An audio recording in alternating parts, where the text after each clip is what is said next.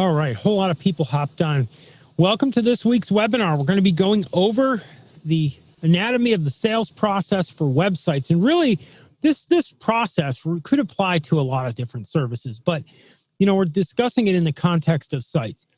And in the context of sites, this process is, I'm trying to give definition or give a logical form to something that is in many respects chaotic.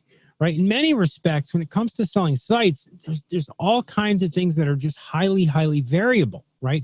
Other agencies being involved, family, friends that develop sites, different hosting providers, some people liking absolutely hideous looking sites, other people demanding excellence. It's all over the place, right? And last week, what we went through was sort of the sales process. We started back here, way back at the beginning, and I went through AIDA. We went through getting their attention, interest, decision, and action. Then we went into demonstrations, and I decided I'd start right here on sales process, really, because here and forward, really, there's a continuity. So I am going to cover some ground a little bit that we covered last week because it's important to understand that, okay, at the closing meeting, this happens from the closing meeting forward. But it's important to remember how you got there because there's going to be a lot of variability to that closing meeting, right? How you get there matters, and it really changes the course of behavior of that meeting and forward. If you just look at the closing meeting and you try to say, okay, it's clean cut, it's always like this, it doesn't work. Because what goes on at the meeting where you're going over their needs and you're gathering notes and you're getting information to get a proposal together really has a lot of bearing on how you're going to approach the close. Because the close is so personalized in this business. It's not like selling a person a car where everybody needs a car to get from A to Z. And okay, some people want their car to be fast and others want it to be comfortable and some have kids and some don't. And no. This is infinite difference between person to person to person, different industries, different situations.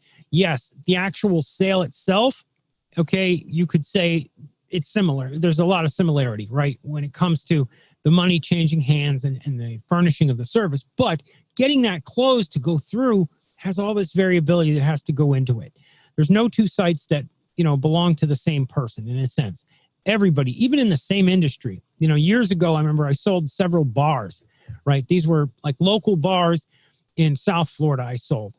And every one of them, they were essentially catering to the same, demographic, same people, same geographic location, same everything, right? But they were so different because the personalities of the owners were different. One person wanted it to be like all tropical and they had it in their head that they needed to cater to tourists. And the next one said, no, we just want to make it a nice site and we want it to be very cut and dried, and they had a very bland taste. So it was so different closing these people. And really, I thought a lot about that as I put this presentation together because I guarantee it, you guys are encountering this, that, your approach vector changes so much from that meeting that you hold. So let's go through this just real quick, breeze through this, and we'll get into the new material for this week. The set and setting, right? You need to consider the set and the setting, being there in person or over the phone. It's tremendously different in person or on the phone, because in person, I always will, probably until I'm an old man with gray hair and I'm on my way out, I'm always going to prefer in-person sales because I can read a person's body language. I can see what a person's thinking. I can get a sense of the aesthetics of their environment.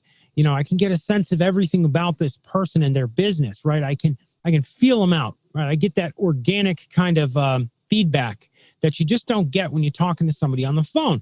Other people love the phone, okay?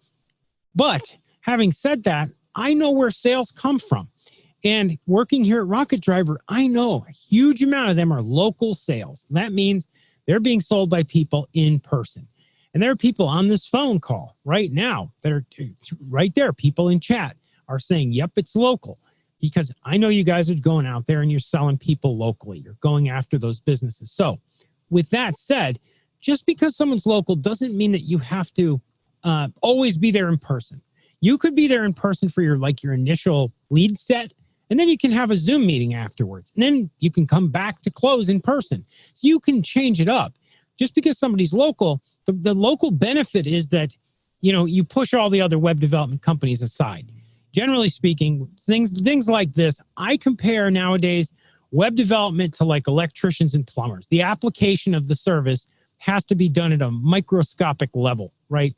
Because we have to apply that service at a microscopic level, it's always going to be very personalized. And it's great because we build our businesses on that. It's very hard to displace us. You have to physically come into that business and present something better and get them to throw another company out, to throw you out. It wasn't like that 10, 15 years ago. If you remember back, 2005, 6, 7, that era, most people, when they got a website developed, they got it developed, maybe by a local company some of the time, but mostly on the internet, right? People back then, they did that because there weren't lots of little web development shops the way there are today. At least, the area that I'm in right now, tons of web development shops local. So it's going to be a question whether you're going to go in person or over the phone. But whatever you do, set and setting, send the Zoom link. My opinion, go in person. Always have proper preparation, right? Clean up your desktop, clean your browser, make sure your batteries are charged. These kind of little things, gosh, I can't tell you guys the times that, one of the things I did early on in my career is I had to administrate over salespeople, right? I had a whole bunch of salespeople that were under me.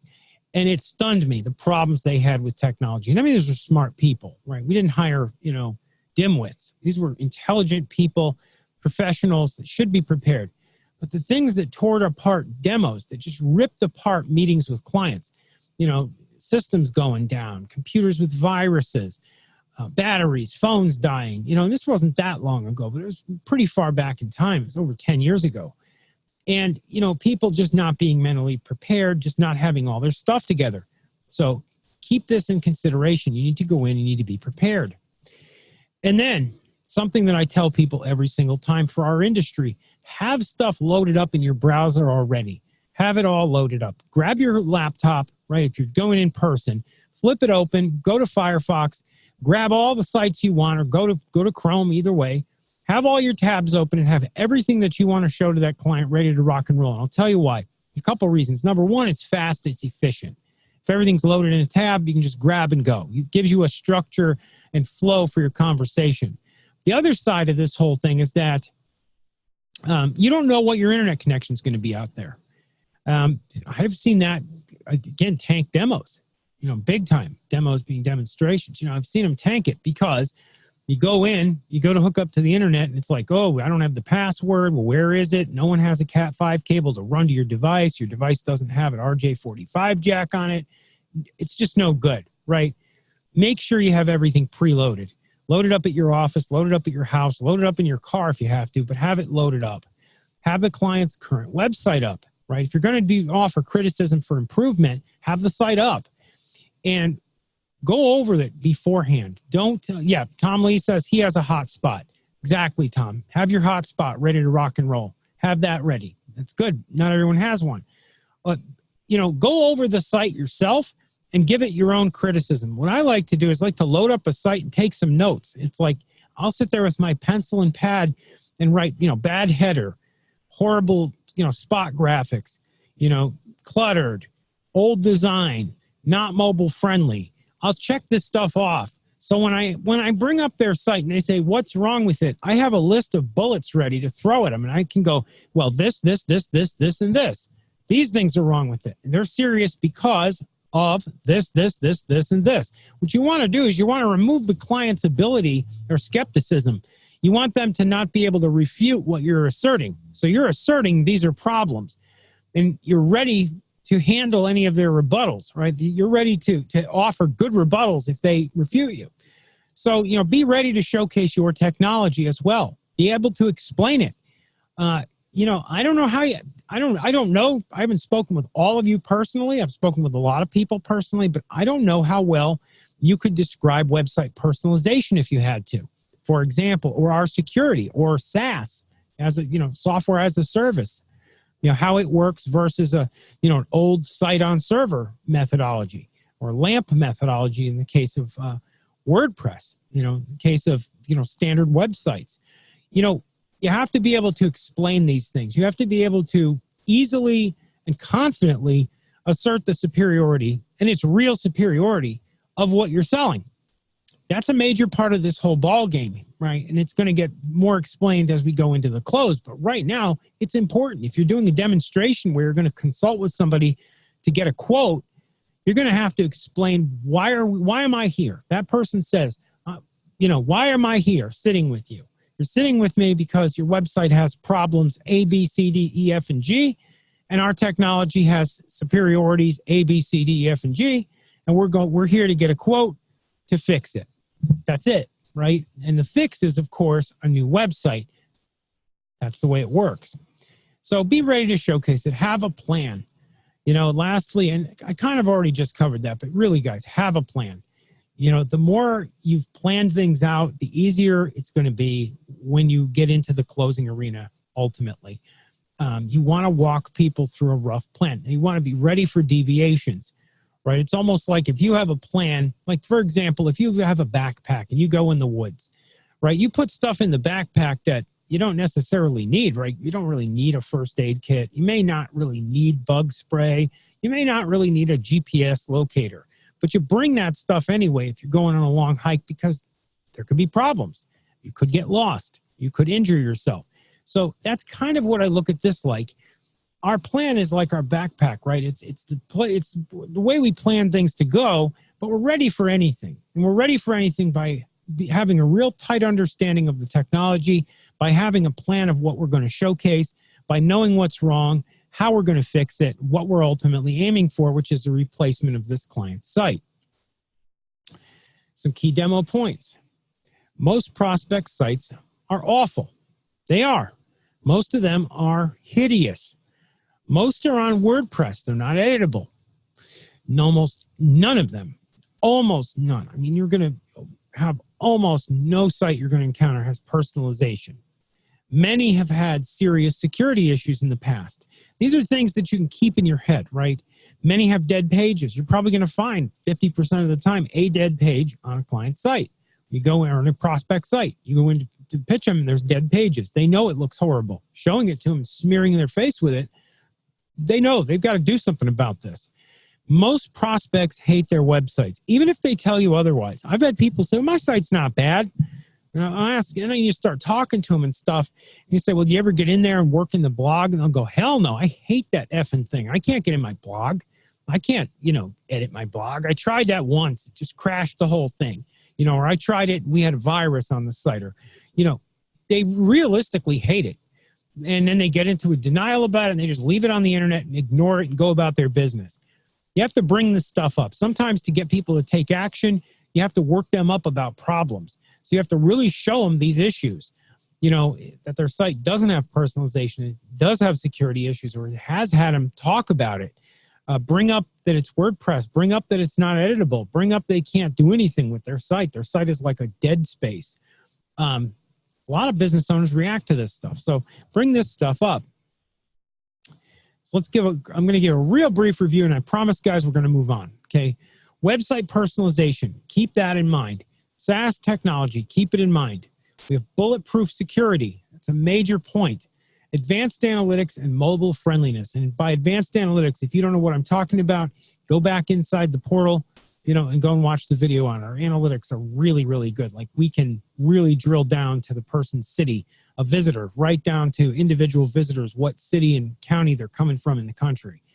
Mobile friendliness, of course, we have total mobile friendliness. We can edit mobile.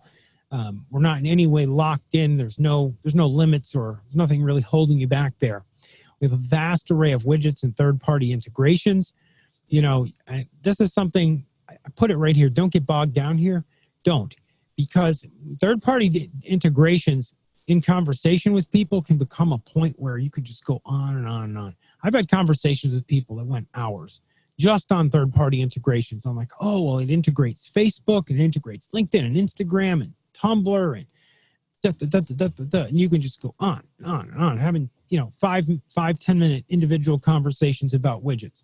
What you have to get across are broad strokes, right? Don't get lost in the weeds with any of this stuff. And of course, social media integration, which is kind of a third-party integration, but it's definitely a defined core area. Now, I'm going to jump past a bunch of slides here because we're going to go to closing meetings at this point. Very important that we move on because I want to talk about the close. At this point, right, you're done with your demo, right? You've done your needs analysis, you've gathered your notes, you've got all your information, you've come back to Rocket Driver, you came back to us, and you got a quote, right? Well, that quote that you got for the site you're going to build for this client, for this prospect at this point, you now have to build a proposal, right?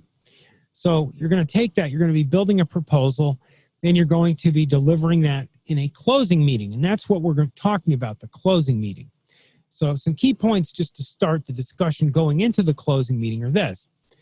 You always start by recapping what was discussed at the last meeting. And you do that because your last meeting obviously went well. And if it didn't go well, you wouldn't be having a closing meeting, right? If things went to hell there, this person's not going to meet with you again, right?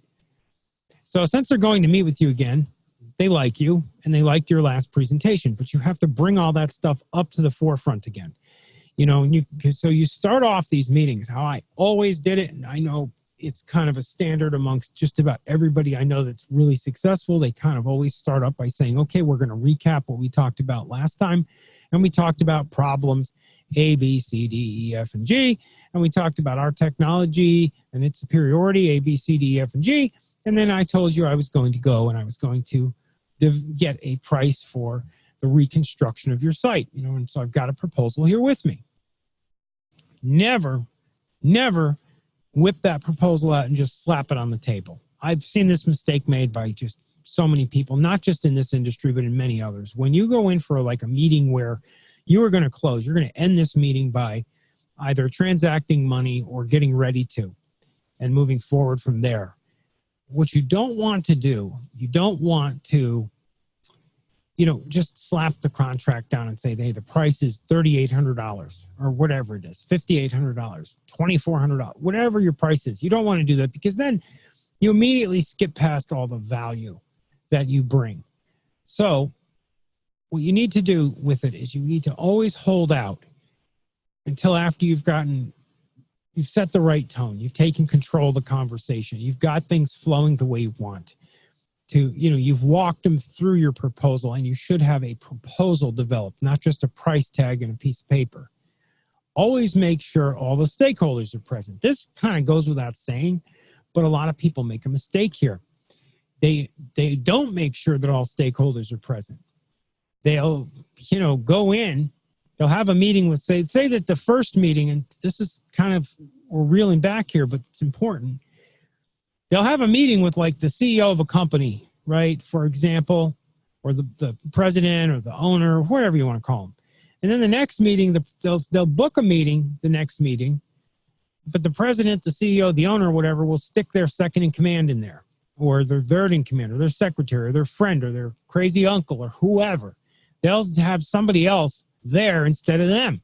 Well, that person, no matter what they tell you, cannot make the decision to buy. They're a relay of information is all they are. What I do every single time when that happens to me, what I do, I tell this person, nope, I'm sorry, I can't meet with you. Something came up. I will end that meeting and book another meeting. I won't bother to deliver a price tag or pricing to some person that can't buy from me. Why would I do that? Wasting my time.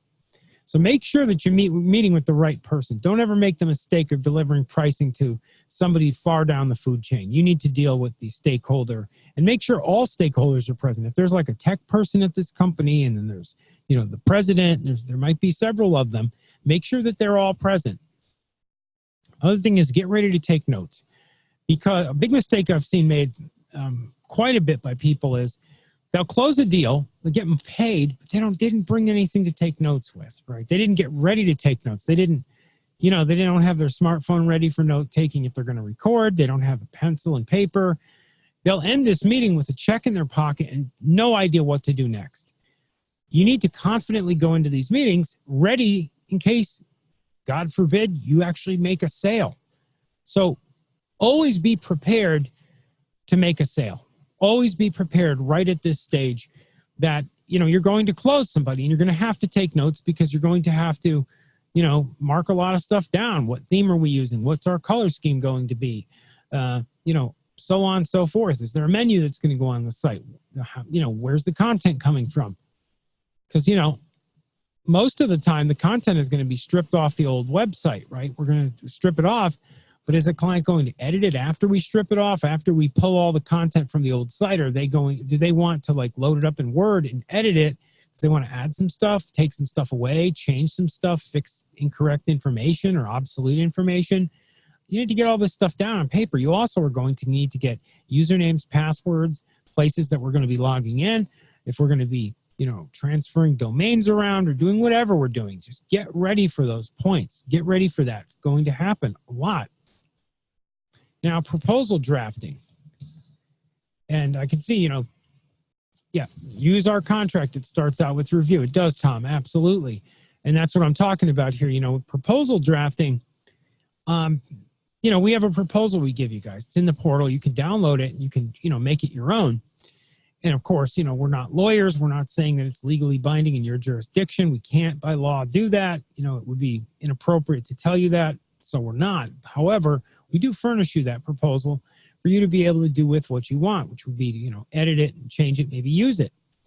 And when you do use it, when you're putting together a proposal, I've seen people, put together some really great proposals that were aesthetically beautiful but had flaws. I've also seen people write really great proposals that had excellent content, but they were aesthetically awful.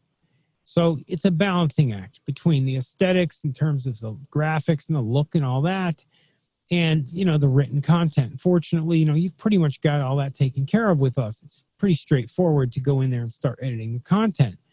What you need to keep in mind is everything should be personalized to that client, right? When you write a proposal, that thing needs to be solid. It represents your business, and your reputation is hanging off the side of that thing. And you have to remember all the people that are going to see the proposal, because when the proposal goes out there into the world, you never know. You may have the closing meeting might not close, right? They may say, well, let me think about it. But you're going to hear a lot. You're going to hear, let me think about it.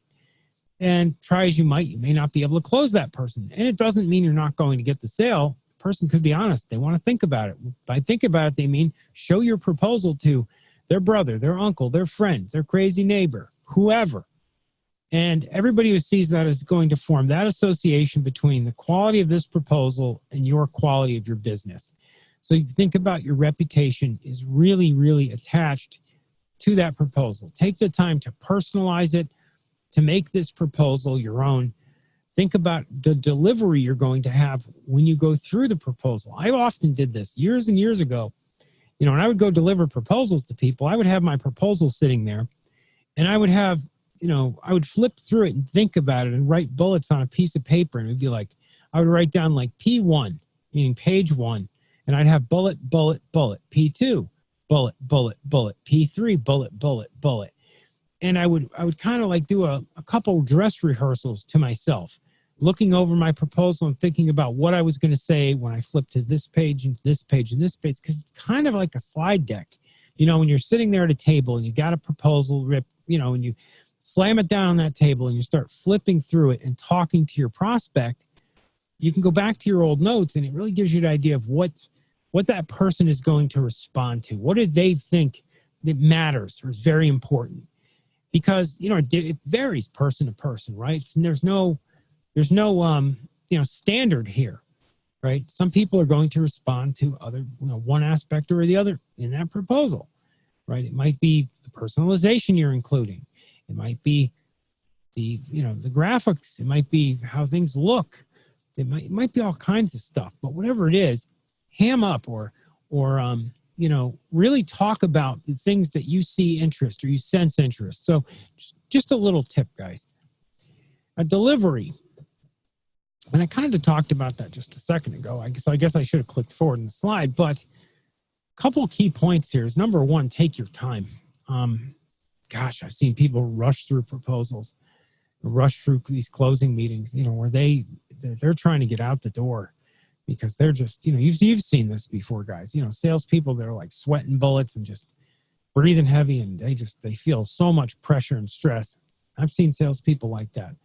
The thing to do is just take a deep breath, go nice and slow. When it comes to proposal delivery, it's important that you go at a very, very, very comprehensible speed. And part of this is you want the client not bored, obviously, but you want them engaged to the point that they're not feeling rushed. You know, they're feeling like you're going at a speed they can totally 100% comprehend. Believe it or not, this will cut down on questions that you're going to get. You're going to get a lot less questions when, you know, you go at a speed that they can follow. Also, emphasize value after needs are met. And you guys, some of you have heard me say this, and I always use the analogy of like going into a restaurant. I go in a restaurant, and I'm hungry for a steak, and I ask the waiter or waitress about the steak dinner, and all they're talking about is the free mashed potatoes that come with it. They don't say anything about the marbling of the meat. The person that does that is not emphasizing value. The value comes after needs are met.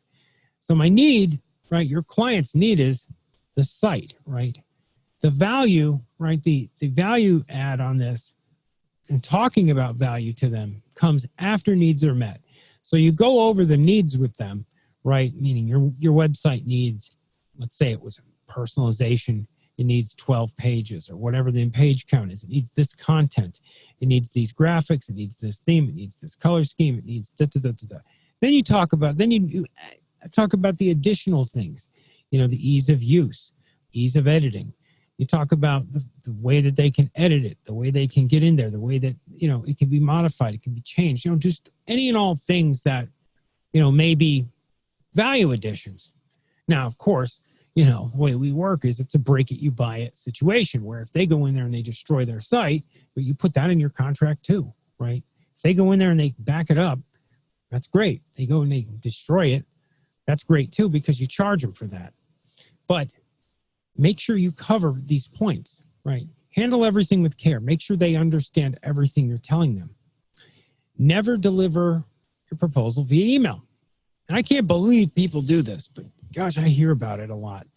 You know, it's just so, it's so common to hear from you guys that, oh, my sales rep delivered the proposal via email and the prospect never responded. Well, of course not. They got, you know, proposal delivered in their email. They opened it up, looked at it, went all the way to page 12, whatever, down to the pricing section, took a look at that, said nope, and flipped and deleted it. They do it instantly because they weren't sold. They were asked to buy something that is not the kind of thing you buy off a shelf, right? If you were selling widgets, some kind of little product, you know, paper clips or, you know, office supplies or something, you can sell that way if you're price competitive. But you're not. You're selling something that's highly personal, highly customized to each and every client. So because of that, you're going to always have to deliver this in a presentation format, never, ever via email. Now, of course, value is generated after needs are met. I just covered that. Understand this, because, gosh, I get a lot of questions. You know, I did those closing videos, guys, not too long ago, probably 3 months ago, where we went through, you know, a whole bunch of different closing techniques, right? Like, you know, the yes close and all the different closing techniques we covered. We covered a whole bunch of them. I think we covered in total like 30 of them, right? Something like that. It was a lot. And a lot of people afterwards really got into these closing techniques. They're always popular videos to do. The problem is people get obsessed with closing techniques as if they're magic bullets, right? They're all silver bullets, and they're not. I know salespeople, and I mean a lot of salespeople who have absolutely no sales training, believe it or not. They don't have any closing training. They don't know a single close if you ask them, even though every single day they do nothing but pitch and sell people, because the gift of gab is not about having technical mastery over a bunch of, you know, it's not a recitation of past techniques that worked in somebody else in a different situation. It's about feeling out that special environment that you're in and bringing the proper close for that specific situation to the table. That's the key. The key is not to, you know, grab a bunch of closing techniques, you know, through rote memorization, be able to recall them and then use them like weapons. It doesn't work that way. They're not mechanical. Keep that in mind. These things are not mechanical. They're flexible. They move around. They change. They need to be customized and tailored and presented in a way that makes sense. So be yourself, be relaxed. I know it can be stressful. I know a lot of you guys, when you get into the close and you're going into that whole arena, you may get stressed out. There's a lot to get stressed out about. You get into that environment and you're dealing with, pressure. That will go away with time. If you're not used to pitching in person, and not all of you are, you may feel more pressure than others. But remember, it's something that you're going to be able to very easily master with experience and get away from.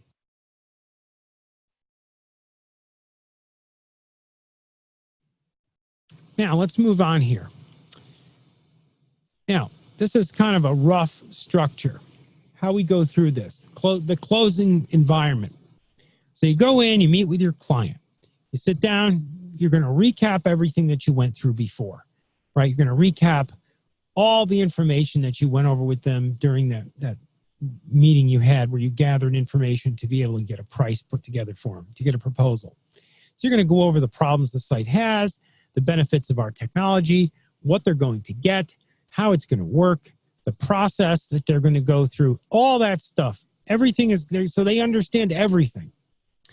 Then, once you've gone through all that, then you go to the proposal itself, right? And it's in the proposal, right, that stuff. But you're going to get to the end of the proposal, I should say, where we start talking about the actual price we're going to put on this. Now, you're going to go to the price, and it's going to be, let's say it's, I don't know, $4,700, right? And their jaw drops. Let's say their jaw doesn't drop. Let's just say that you don't know what their objection is. They just say, let me think about it. What you have to do, you have to discover the objections. People hide their objections. A lot of people who are new to sales, and no doubt some people on this call don't have a good understanding of this. But the truth is most people hide their objections. And oftentimes, people don't even know what their objection is. It's like they're hiding something that isn't there. It's kind of a strange, psychological reaction, but I've seen this so many times. I can tell you guys, I know it has substance and it's real. Those of you who've closed a lot know it's real. Where, that person looks at the price and thinks about what you said. And they're sitting there and they're kind of like, I know I can't afford it, but that's a lot of money to part with. Even if it's not a lot to them, they still think it is. They're thinking, am I going to feel like I'm victimized if I pay that? There's lots of subtle reasons. Sometimes they're very concrete, conditions. I don't have the money. I don't have the time. I don't have the capability, right? You're going to have situations where it's concrete objections, but more often than not, there are going to be these objections in there that are rooted in all kinds of different vague fears of losing money, fears of losing time, fears that it's not going to deliver, fears that they're not going to get a return on their investment, vague, hardly defined fears. You have to discover them. So after you deliver a price to somebody, right, we're always going to employ the feel, felt, found principle, because you're going to get the person to, you've got to get that person to admit or to at least tell you this objection. You have to get the objections out in the air. You don't ever just walk away. Person says, I'll talk to you about it, slams it shut and it's done. Don't go along with that. Fight. Say, no, John, Jane, whoever you are, I'm here. We're both in this room. It took me a while to get this proposal put together for you. Can you at least tell me what is your objection? I'm curious. What is the objection? Is it the money? Because we can work that out. Is it the time? Because this is an efficient process. Whatever it is, tell me. And a lot of the time they'll come out and they'll tell you, it's just, I don't know if this is right for me. They'll say something like that. Somebody comes out and tells you, I don't know if this is right for me. What they're basically doing is questioning your integrity in a sense. In a sales context, sort of what it is, because they're saying, well, I don't know if you're right for me. I don't know if your company is. I don't know if this product is. And if you really boil it down and you think about it, really what they're saying is, this might be a scam in essence. Okay, they're not literally saying that. They're not literally attacking you or something, but that's what they're thinking in their heart, in their mind. So what you have to do is you have to say, I understand how you feel. Lots of people who have had the same site feel the same way, but let's add it up, Jane, Jim. You know you're going to have to replace this site at some point. You know it because, I mean, unless you don't believe what I told you, I mean, do you think that having a site that has been hacked before, has dead pages, doesn't load, can't be used, you don't think this is actually working for you, right? So it's axiomatic. And then you start to err into a close, right? That way. That's kind of how it works, right? You come up against a brick wall of them saying, nah, I don't think so. When they come out with the no, I don't think so's, you go back to trying to dig, trying to reveal what the objection is, and then undermining that objection one by one. And you'll see that some people are really, really talented at this. And these are your top, 10%er closers, the people that are really good at getting people to reveal their objection. You get people to reveal stuff when they're disarmed, when they're intellectually they don't have their intellectual dukes up, right? They're not looking for a fight. They're disarmed. They trust you. And you get people to trust by being open yourself, right? Or at least appearing so, and getting people to feel at ease around you. Because the more open and at ease they are, the less threatened people feel, the more they're going to open up about what their objections are, and the more vulnerable they're going to be closed on something. And this is a good thing, right? Because all closing is just making a person take action that they need to take. Right? Otherwise, they'll procrastinate. I always say the opposite of, closing somebody is getting somebody to procrastinate. It's not getting them to stop doing something. It's getting them to slow way down because there's inevitability always around the corner with technology. They're going to end up buying another site, but it's just going to be delayed by 2 more years. It's going to cost them a lot. So you're doing something where you're just trying to, get that information out of them. A lot of closing is just natural. Don't fixate on technique. Please don't do it, right? They vary so tremendously. I mean, guys, you can use one of dozens of closing techniques and they're going to be almost equally effective. It's not like one technique is better than the other, or one is going to work, the other one won't. It's all over the place, right? Closing techniques vary tremendously. Because they vary so much, gives you a lot of wiggle room, a lot of room to maneuver. So that's a good thing. Now, afterwards, what happens once you close this person? Well, let's assume you're successful and money changes hands, contracts signed, money's exchanged, whatever. You have to set another meeting. Right? This area right here, this screen, this slide's very important because, gosh, we have a lot of partners that are killer at closing, but they screw this up so bad. Because this is where you can really, really poison your own deal. And your reputation is so on the line here that it's incredible. Once you close somebody else out, you have to, number one, set the next meeting. Number two, take notes. Figure out what theme they want. Figure out what colors. Get them to commit to send content. Figure out how you're going to get that content over to us. Figure out all the particulars of the deal. Right? You have to gather everything. You have to turn, the mental musings and verbal, vocalizations of opinions into an actionable plan for us to follow to get that site live, right? To get that site, number one, developed, and number two, sent live.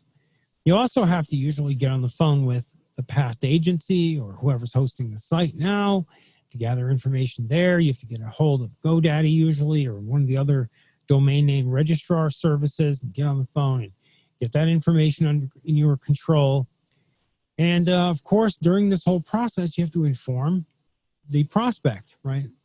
And, we could say inform and educate, but really what you're there to do is inform, right? Doctors inform us that we're sick or inform us of what treatment we're going to take.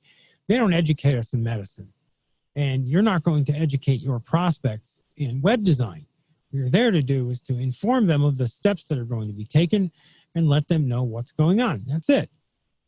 Now, I'm going to end this with some do's and don'ts. This is our last slide, and I will be taking questions, so feel free to start typing them in there if you have any questions. I'm going to go through these, though. These are my opinions. Number one is I think you should always close in person, whether it's on a Zoom meeting or I think there has to be a personal connection, right? Can you do all this remotely? Can somebody in New York close somebody in Idaho? Certainly. I think as a rule of thumb, though, for the people that have agencies that are doing this, you are much, much better off. You stand a much higher chance when you're closing in person. Number two, never send proposals via email. This should absolutely never, ever be done. And it's one of those things, I don't care how many times I tell you guys that, there's always going to be somebody here who sends it via email and then complains when they don't get a sale.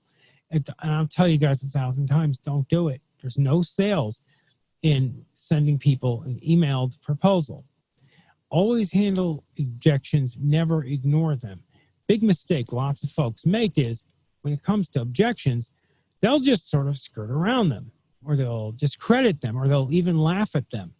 And I've seen this a lot of the time in sales, where somebody says, you know, for example, with a website, you'd say, well, this is cloud computing technology. And the prospect says, I don't like cloud computing because computer doesn't work when it rains. You know, they'll come up with something that's laughable. It's like so stupid. But if you don't address it, that person literally will sit there with that idea in their head. I mean, literally, I've seen these people, you know, or people make fun of them. Well, this person might make pizzas for a living, or they may, you know, sell water softening equipment, or they may, you know, there's all these different jobs. So they may know next to nothing about computers, right? And they don't know that they even sound foolish. So always make sure you handle objections with explanations, with clear definitions, and that you end with that person knowing what's going on. Don't beat yourself up. So the last point I want to make is not to be hard on yourself, because look, we've all, including myself, bombed demos, right? I've bombed sales presentations. I've like shown up at a sales presentation half hung over with like yesterday's suit on and just completely screwed the pooch, where there's just a mess, right? I have had those happen. That happened through the years. The idea is to eliminate that as much as possible. But you're always going to have bad prospect. You're going to have distempered people, personalities, right? Be as hard on yourself as you have to be. But in the end, you're not going to close 100%. Even the best salespeople alive are only closing 50, 60, 70%. Maybe some people close 80, but I've never met someone who did. I know the 80-20 rule gets thrown around a lot. 80% of sales are made by 20% of salespeople. That still means there's a lot of people that aren't making that many. You're doing great. You're doing really well if, like, say, 1 in 4 of your demos closes, a 25% close rate. That would be a great number for anyone to shoot for. You know, if you're keeping yourself even moderately busy, you're making a ton of money that way. All right, guys, I'm going to wrap up today's webinar. It was really great getting to speak to all of you. I look forward to next week's webinar. If you have any, again, like I said at the beginning of the webinar, if you feel like it, feel free to fire me off an email with your any topic suggestions for next week. It's just jake@rocketdriver.com, and I'd be happy to let you guys know what comes up. You know, we're going to have a topical-based webinar. I'm going to do this series format. We're going to be having downloads in the future. So probably starting next week, I'll give you guys a link at the beginning of the webinar so you have something to take away from these little sessions we have. Anyhow, guys, best of luck out there in the field, and I hope you're close in big business. See you guys.